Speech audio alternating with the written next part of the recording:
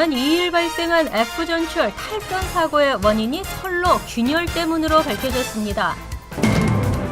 내일 부처님 오신 날을 맞아 뉴욕, 뉴저지 각 사찰에서 봉축 법회가 열렸습니다. 뉴욕 한인 봉사센터 KCS가 건강한 식단 만들기 캠페인을 전개하고 있습니다. 가족이 민족체가 100만 건을 넘어서면서 심각함을 나타냈습니다. 뉴욕, 뉴저지 주민의 10명 중 4명이 타주로의 이주를 희망하고 있는 것으로 나타났습니다. 이상은 이 시각 주요 뉴스입니다. 여러분 안녕하십니까? KBN 뉴스입니다. 지난 2일 발생한 F전철 탈선 사고의 원인이 밝혀졌습니다. 선로 균열 때문인 것으로 조사됐는데요. 기관사는 이번 사고에 대해 책임이 없는 것으로 알려졌습니다. 메트로폴리탄 교통공사에 따르면 문제의 균열된 선로는 지난해 11월 제조됐고 올 3월에 설치된 것으로 파악됐습니다. 현재 선로 제품이 불량인지 여부에 대해 정밀 조사 중으로 알려졌습니다. 때문에 기관사는 이번 사고에 대해 책임이 없는 것으로 밝혀졌습니다.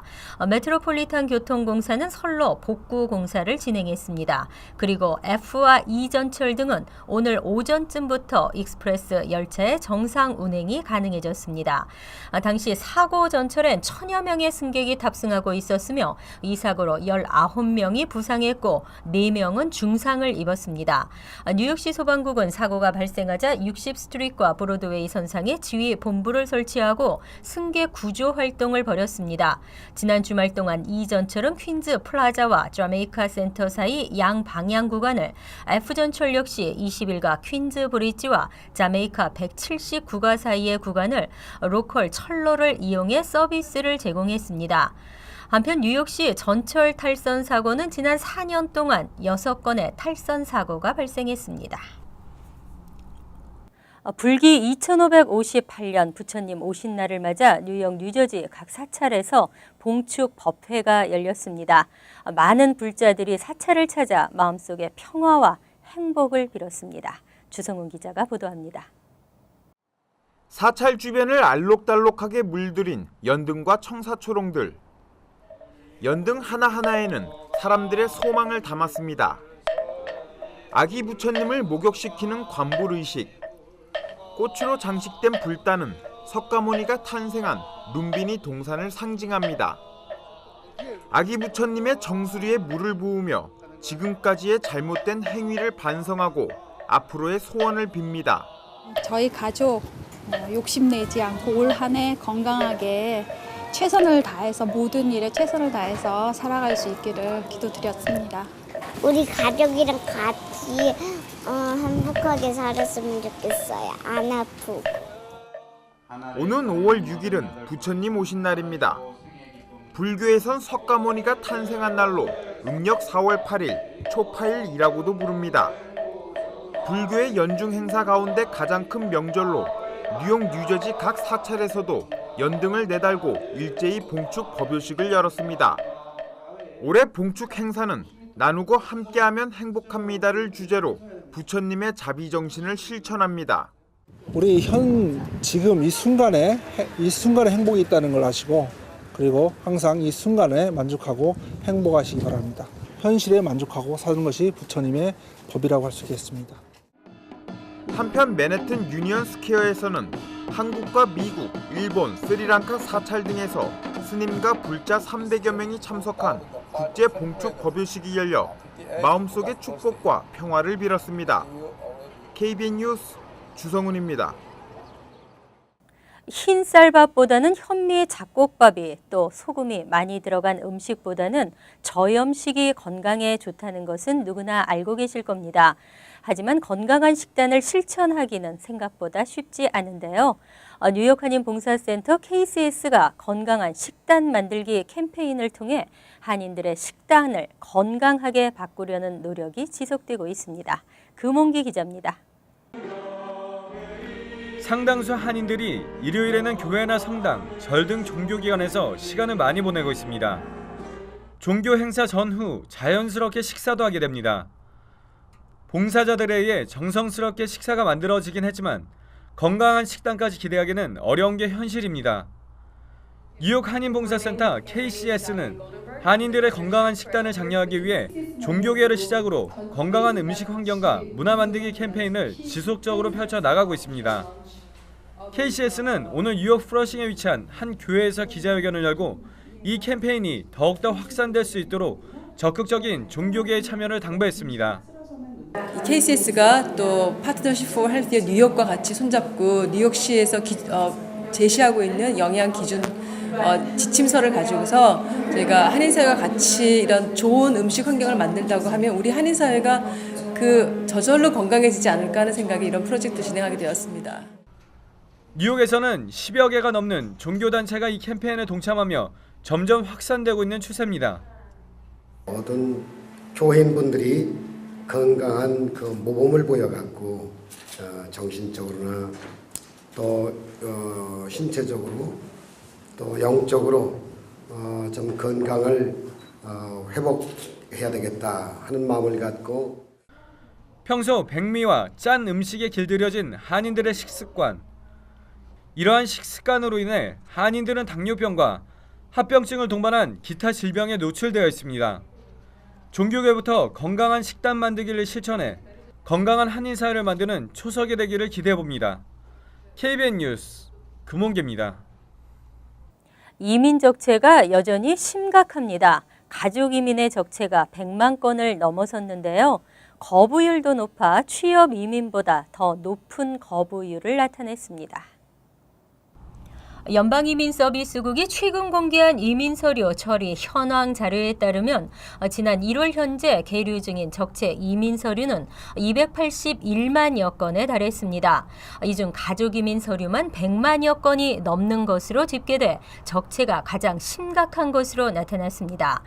가장 적체 건수가 많은 이민서류는 가족이민청원서로 1월 현재 89만 6,813건이 계류 중입니다. 가족이민 영주권 신청서는 15만 6,052건이 적체 상태로 나타나 모두 합하면 105만 2천여 건에 달했습니다. 거부율은 취업이민보다 더 높았습니다. 2014년 1분기에 처리된 I-130, 20만 8천여 건 중 16,710건이 거부 판정을 받아 거부율이 8%에 달했습니다. 또 가족이민 I-485는 이 기간 처리를 마친 6만 7천여 건 중 6,986건이 거부 판정을 받은 것으로 집계돼 10.4%의 높은 거부율을 보였습니다. 한편 1월 현재 적체 상태인 취업이민 서류는 43만여 건이었으며 이 중 11만 8천여 건이 취업 영주권 신청서였고 25만여 건이 고용 허가 신청서인 것으로 나타났습니다. 미국인의 33%가 현재 살고 있는 주를 벗어나고 싶어하는 것으로 나타났습니다.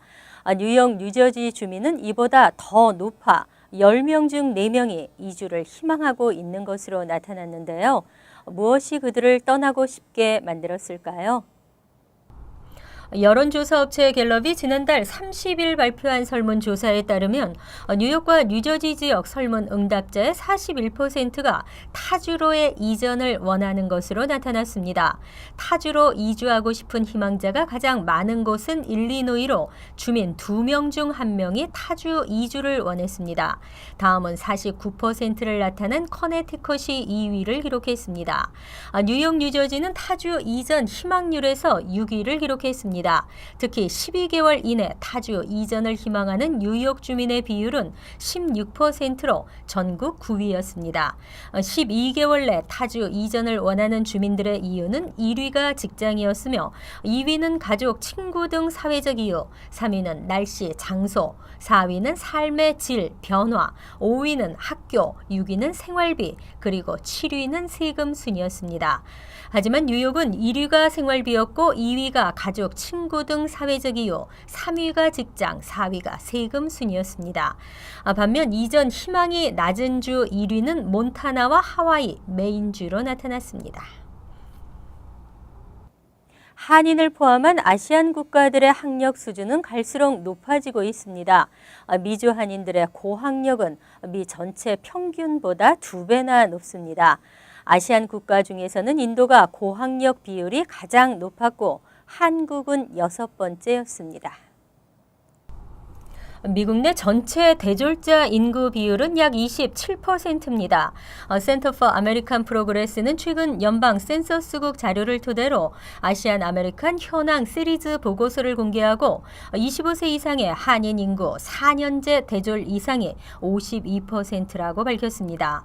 성별로 보면 한인 남성의 약 59%, 여성의 약 45%가 각각 대졸 이상인 것으로 나타났습니다. 고학력 비율이 가장 높은 아시안 국가는 인도로 나타나 대졸 이상의 고학력 비율이 71%에 달했습니다. 다음은 말레이시아 58%, 스리랑카 57%, 파키스탄 54%와 중국 53% 순이었습니다. 하지만 일본은 48%로 나타나 대졸 이상의 고학력 소지자가 절반에 다소 미치지 못했습니다. 대졸 이상의 비율이 가장 낮은 국가는 캄보디아로 14%를 차지했고 라오스는 13%였습니다. 한편 한인을 포함한 아시안 국가들의 학력 수준은 갈수록 높아지고 있는 것으로 나타났습니다. 실제로 지난 1995년 당시 아시안 아메리칸들의 칼리지 및 대학교 진학률은 전체 2%를 차지하는 것으로 집계됐으나 2010년에는 3%로 증가했습니다. 뉴욕시 가스관 관리에 빨간불이 켜졌습니다. 노후화된 가스관으로 인해 누수가 잦고 이로 인해 전체 2%의 가스가 새고 있습니다. 콘 에디슨사가 시내 각 지역에 매장되어 있는 가스관 유출 검사를 강화하기로 했습니다. 콘 에디슨사가 첨단 가스 압력 측정 차량을 이용해 일부 가스관 노후 지역의 유출 정도를 면밀히 검사하는 파일럿 프로그램을 실시할 예정입니다. 시행 결과에 따라 시 전역으로 확대할 계획입니다. 크레이그 아이비 콘 에디슨 회장은 최근 지난 3월 가스관 누수에 의한 폭발로 8명의 사망자와 60여 명의 부상자를 낸 맨해튼 이스트할렘 건물 붕괴 사고에 대한 뉴욕주 하원 청문회의에 참석해 이같이 밝혔습니다. 연방교통국 보고서에 따르면 지난 2012년 한 해 동안 뉴욕시 5개 보로 지역에 매설된 총 6,302마일의 천연가스 수송관에서 9,906건의 누수 사고가 보고된 것으로 조사됐습니다. 이 가스관들을 통해 수송되는 과정 중에 손실되는 가스량은 전체 2%에 달합니다. 가스 누수에 의한 폭발 사고의 위험이 가중되고 있는 실정입니다. 특히 뉴욕시 전체 가스관의 40% 이상이 1940년대 이전에 매설된 것으로 나타났습니다. 제작된 지 7, 80년이 지나 부식 현상도 급속도로 나타나고 있습니다. 콘 에디슨사는 가스관 유출 검사를 위해 인원과 장비를 더욱 확대하고 매년 50에서 70마일 길이의 노후 가스관을 부식에 안전한 신형 플라스틱관으로 교체한다는 방침입니다. 보행자 사망 사고를 줄이기 위한 비전 제로 정책이 본격적으로 시행됩니다. 자동차 운행 제한 속도를 낮추고 서행 구간을 늘려 보행자를 보호하기로 했습니다. 뉴욕시 교통국은 최근 교통사고 사망률이 높은 5개 보로 9개 주요 도로의 자동차 운행 제한 속도를 이달부터 8월까지 단계적으로 낮출 예정이라고 밝혔습니다. 퀸즈의 경우에는 이달부터 40가와 114 스트리트 사이 노던 블루바드 4.2마일 구간, 베뉴익 익스프레스웨이와 224 스트리트 사이 자메이카 애비뉴 4.8마일 구간의 제한 속도를 현행 30마일에서 25마일로 낮췄습니다. 이들 구간에서는 지난 2008년 이후 각각 5명과 8명이 교통사고로 사망했습니다. 죽음의 블러바드로 악명 높은 퀸즈 블러바드는 7월부터 제한 속도가 조정됩니다. 교통국은 잭슨 애비뉴와 힐사이드 애비뉴 사이 7.4마일 구간에 대해 제한 속도를 현행 35마일에서 30마일로 축소할 계획이라고 발표했습니다. 이 구간의 교통사고 사망자는 23명에 이르고 있습니다. 이 밖에도 퀸즈, 라커웨이 블로바드와 브롱스 이스트 건힐 로드, 서던 블로바드, 맨해튼 캐널 스트리트와 스태튼 아일랜드, 토리스트 애비뉴, 그리고 브루클린 이스턴 파크웨이 일부 구간이 슬로우존에 추가됐습니다. 한편 뉴욕주 상하원은 과속 감시 카메라 증설 법안을 잇따라 통과시켰습니다. 이상으로 KBN 뉴스를 마칩니다. KBN과 함께 즐거운 저녁 되시기 바랍니다.